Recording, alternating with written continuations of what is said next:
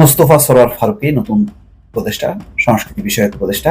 শিক্ষার্থীদের দাবির মুখে, বিক্ষোভের মুখে তিনি পদত্যাগ করেছেন। খুবই গুরুত্বপূর্ণ আপডেট থাকছে আজকের এই ভিডিওতে। গোলাম সারোয়ার ফারুকী পদত্যাগ করেছেন এমন একটা নিউজ এই মুহূর্তে সোশ্যাল মিডিয়াতে ভাইরাল। জনতার জন্য একটি স্বস্তির খবর। স্বরাষ্ট্র মন্ত্রণালয় সময়োপযোগী সিদ্ধান্ত নিয়েছে এবং তার ফলাফল এবং অ্যাকশন আমরা দেখতে পাচ্ছি। দর্শক, সংকটের মাঝেও একটি খুবই ভালো খবর, সেটি হচ্ছে বঙ্গভবন থেকে শেখ মুজিবের ছবি সরালেন উপদেষ্টা মাহফুজ।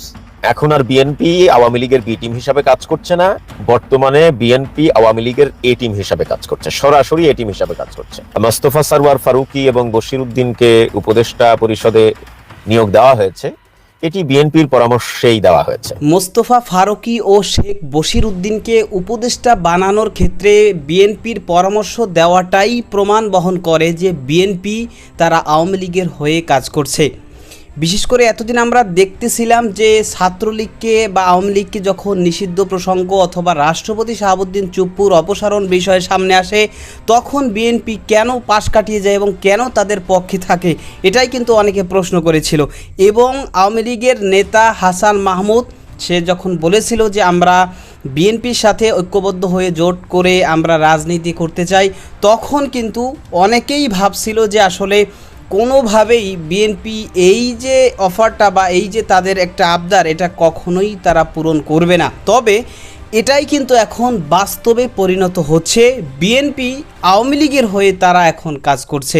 কারণ আপনারা জানেন যে বর্তমানে দুজন উপদেষ্টা নিয়োগ করা হয়েছে, মোস্তফা ফারুকী ও শেখ বশির উদ্দিন, যারা আওয়ামী লীগপন্থী, এবং এদেরকে বিএনপির পরামর্শ ক্রমেই উপদেষ্টা বানানো হয়েছে। যদিও ছাত্র জনতার আকাঙ্ক্ষার বিরুদ্ধে এদেরকে উপদেষ্টা বানানোর কারণে পুনরায় আবারও ছাত্র জনতা তারা আন্দোলনে ঝাঁপিয়ে পড়েছে এবং ছাত্র জনতার আন্দোলনের চাপেই মোস্তফা ফারুকী ও শেখ বশির উদ্দিন তারা পদত্যাগ করতে বাধ্য হয়েছেন। দর্শক, এ বিষয়ের কিছু অংশ ভিডিও শুরুতে শিরোনামে আপনারা দেখে এসেছেন, বিস্তারিত দেখবেন পুরো ভিডিও জুড়ে। বিষয়গুলো দেখার পূর্বে আপনাদের একটা অনুরোধ করব, যারা আমাদের চ্যানেলে নতুন আসছেন চ্যানেলটি সাবস্ক্রাইব করে অল ক্লিক করে বেল আইকনটি চালু করে দিবেন, তাহলে নিত্য নতুন পরিবেশন করা আলোচিত সংবাদগুলো অটোমেটিকভাবে আপনারা পেয়ে যাবেন। দর্শক, চলুন আমরা ছাত্র জনতার আন্দোলনের চাপে যে মোস্তফা ফারুকী ও শেখ বশির উদ্দিন তারা পদত্যাগ করতে বাধ্য হচ্ছে, এটা দেখার পূর্বে প্রথমে একটু দেখব যে বিএনপি যে আওয়ামী লীগের হয়ে কাজ করছে এই বিষয় নিয়ে অত্যন্ত গুরুত্বপূর্ণ কিছু তথ্য আমরা দেখে এরপর আমরা ওই বিষয়টা দেখব। ধৈর্য ধরে একটা লাইক দিয়ে ভিডিওটি দেখতে থাকুন। আগস্ট আমাদের বিপ্লবের পরে যখন অন্তর্বর্তীকালীন সরকার গঠিত হলো, তখন থেকেই মূলত বিএনপি আওয়ামী লীগের বি টিম হিসেবে কাজ করেছে। যদিও এটি খুব একটা দৃশ্যমান হয়নি, কিন্তু যখনই ছাত্রলীগ নিষিদ্ধের প্রতিবাদ করেছে বিএনপি এবং রাষ্ট্রপতি চুপ্পুকে অপসারণের বিরোধিতা করেছে বিএনপি, তখন এটি দৃশ্যমান হয়েছে যে বিএনপি বর্তমানে বাংলাদেশের বি টিম হিসেবে কাজ করছে। আজকে উনি বললেন যে না, এখন আর বিএনপি আওয়ামী লীগের বি টিম হিসাবে কাজ করছে না, বর্তমানে বিএনপি আওয়ামী লীগের এ টিম হিসাবে কাজ করছে, সরাসরি এ টিম হিসাবে কাজ করছে। তো সেটা তিনি কিভাবে ব্যাখ্যা করেছেন? তিনি এভাবে ব্যাখ্যা করেছেন যে এই যে মোস্তফা সরোয়ার ফারুকী এবং বশির উদ্দিনকে উপদেষ্টা পরিষদে নিয়োগ দেওয়া হয়েছে, এটি বিএনপির পরামর্শেই দেওয়া হয়েছে, এটি হচ্ছে ওনার ভাষ্য। এবং সর্বজন স্বীকৃত যে মোস্তফা সরোয়ার ফারুকী হচ্ছে শেখ হাসিনার একজন পাঁচাটা গোলাম এবং শেখ হাসিনার একজন সুবিধাভোগী চলচ্চিত্র নির্মাতা বা সাংস্কৃতিক অঙ্গনের মানুষ, এবং এটা সকলের কাছেই দৃশ্যমান। আপনারা জানেন যে এই যে তথাকথিত বঙ্গের বন্ধু, বাংলাদেশের প্রথম স্বৈরাচার খুনি মুজিবকে নিয়ে যে চলচ্চিত্রটা নির্মিত হয়েছিল, এই চলচ্চিত্রে শেখ মুজিবের বউয়ের ভূমিকায় ফজিলতুন্নেসা মুজিবের ভূমিকায় অভিনয় করেছিলেন তার স্ত্রী তিশা, এটা সকলেরই জানা। তো এটি একটি বিতর্কিত চলচ্চিত্র ছিল এবং এই চলচ্চিত্রটা ছিল ফ্যাসিবাদের সাংস্কৃতিক রূপ, এটা আমরা সকলেই জানি।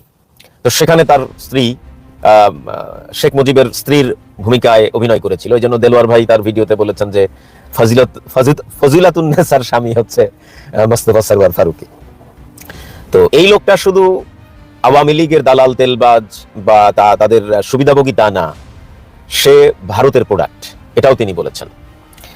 তো এখন উনি যে কথাবার্তাগুলো বলেছেন যে বিএনপি আওয়ামী লীগের এ টিম হিসাবে কাজ করছে এবং রয়ের পুতুল হয়ে কাজ করছে, এই কথাগুলি একেবারে তুড়ি মেরে উড়িয়ে দেওয়ার সুযোগ নেই।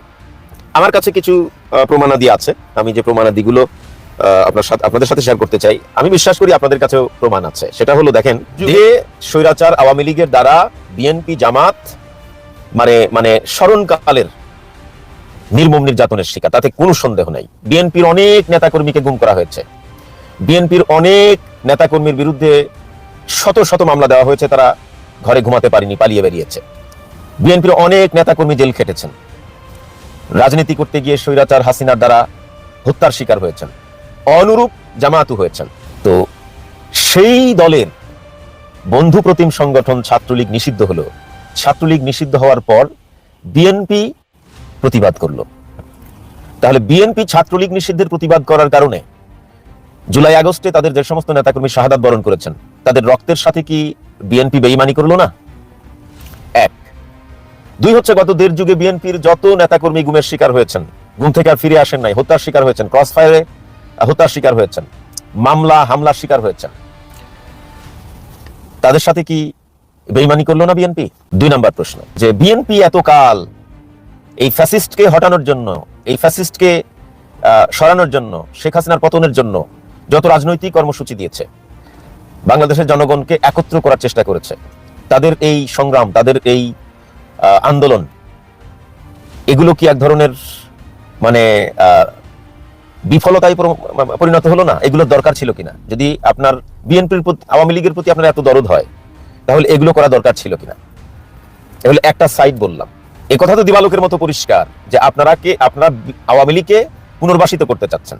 এবং আমাদের অগ্রজ সহযোদ্ধা পিনাকিদার যে লাস্টের ভিডিওটা, আওয়ামী লীগ বিএনপির বোঝাপড়া নিয়ে একটা ভিডিও করেছেন না, ওই ভিডিওটা দেখলেই আপনি বুঝতে পারবেন যে একেবারে দিবালোকের মতো পরিষ্কার যে বিএনপি আওয়ামী লীগকে পুনর্বাসিত করার চেষ্টা করতেছে।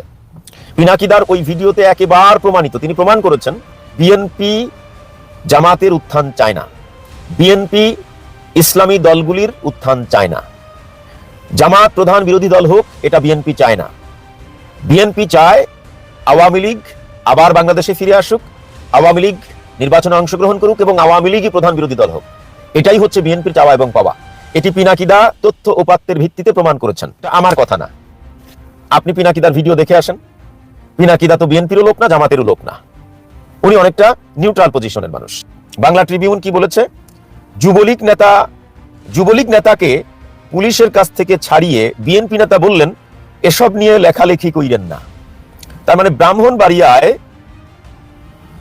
ইউনিয়ন যুবলীগের একজন নেতা, যার নাম হচ্ছে সেলিম মৃধা, তাকে পুলিশ গ্রেপ্তার করেছিল। গ্রেপ্তার করার পর স্থানীয় বিএনপি নেতা আব্দুল মান্নাফ, ইউনিয়ন বিএনপির সভাপতি আব্দুল মান্নাফ এবং সাধারণ সম্পাদক, যুগ্ম সম্পাদক মিলে বিএনপির 4-5 জন নেতা, তারা থানায় গিয়ে যুবলীগের সেই সেলিম মৃধাকে ছাড়িয়ে আনে। ছাড়িয়ে আনার পর নেতাকর্মীদের উদ্দেশ্যে বলেন যে তোমরা এটা নিয়ে কেউ লেখালেখি করিও না। এখন আমাকে বলেন, যে আওয়ামী লীগ গত 1.5 যুগ বিএনপির নেতাকর্মীদেরকে ঘরে ঘুমাতে দেয়নি, বিএনপি নেতাকর্মীদেরকে রাজনীতি করতে দেয়নি, হামলা করেছে, মামলা করেছে, ক্রস ফায়ারে দিয়েছে, গুম করেছে, জুলাই আগস্টের বিপ্লবে 300 থেকে 350 বিএনপি নেতাকর্মীকে হত্যা করেছে এই যুবলীগ, আওয়ামী লীগ এবং পুলিশ লীগ। এটা তো দিবালোকের মতো পরিষ্কার। আমি অন্যান্য দলের কথা নাইবা বললাম, একটা ঘটনা আপনাদের সাথে শেয়ার করলাম। এতে কি প্রমাণ হয় বিএনপি কি আসলে বিএনপি টিম হিসাবে কাজ করতেছে না বিএনপি আওয়ামী লীগের টিম হিসাবে কাজ? বিএনপি আওয়ামী লীগের হয়ে কাজ করবে বা বিএনপি ভারতের পক্ষে কাজ করবে, এটা কিন্তু অনেকেই ভাবতে পারেনি এবং অনেকেই ভেবেছিল যে বিএনপি তারা হয়তোবা আওয়ামী লীগ বিরোধী এবং ভারত বিরোধী থাকবে। তবে সদ্য যে ভাইরাল হওয়া ছবিটা দেখা গেছে, আমির খসরু মাহমুদ বিএনপির স্থায়ী কমিটির সদস্য, তিনি ভারতের স্বরাষ্ট্রমন্ত্রী অমিত শাহের সামনে যেইভাবে একেবারে মানে ভদ্রতার সহিত একেবারে মানে খুব নম্রভাবে তার সামনে গিয়েছে, কেমন যেন সে মানে কিছুই জানে না, কিছুই বোঝে না, অমিত শাহ যেটাই বলবে সেটাই করবে, তার হুকুম শুনতে গিয়েছে, এরকম কিছু মানে একটা ভাব তা সেই ছবিতে কিন্তু বোঝা যায়, দেখা যায়।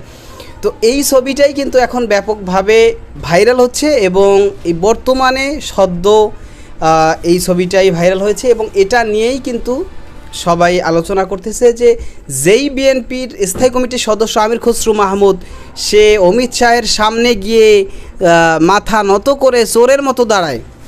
যেই অমিত শাহ কিছুদিন আগেই আমাদের বাংলাদেশিদেরকে বলছে যে তারা পিটিয়ে উল্টোভাবে ঝুলিয়ে রাখবে যদি কোনোভাবেই তাদের বর্ডারের ধারে কাছেও কেউ যায় বা এই করে, মানে বাংলাদেশিদেরকে সরাসরিভাবে হুমকি ধমকি দিয়েছে।